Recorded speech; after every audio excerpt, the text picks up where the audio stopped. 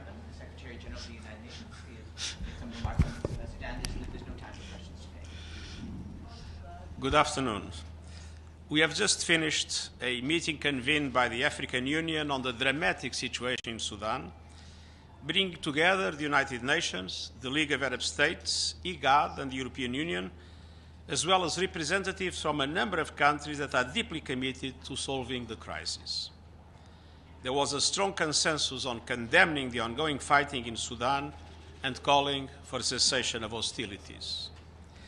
As an immediate priority, I appeal for a ceasefire to take place for at least 3 days, marking the Eid al-Fitr celebrations, to allow civilians trapped in conflict zones to escape and to seek medical treatment, food, and other essential supplies.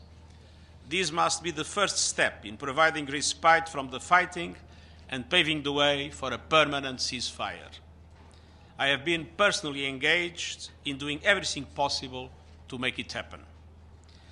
The cessation of hostilities must be followed by serious dialogue, allowing for the successful transition, starting with the appointment of a civilian government.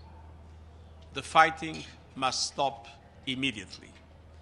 I am deeply concerned about the terrible toll on civilians, the appalling humanitarian situation, and the horrifying prospects of further escalation.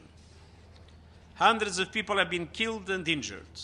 Fighting in urban areas is particularly dangerous for civilians, including children, who have repeatedly been forced to shelter in schools and evacuate from hospitals under fire. This is completely outrageous. Humanitarian operations are virtually impossible.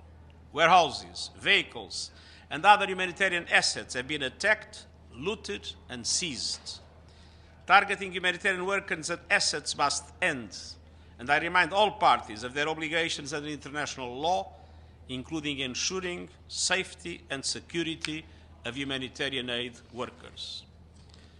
I'm also extremely worried about the situation of United Nations personnel, many of whom are trapped in their homes in areas of active conflict. We are doing everything in our power to be able to support them.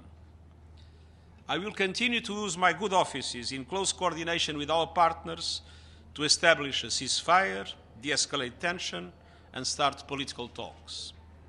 The United Nations stands with the Sudanese people in full support of their wishes for a peaceful, secure future and the return to the democratic transition.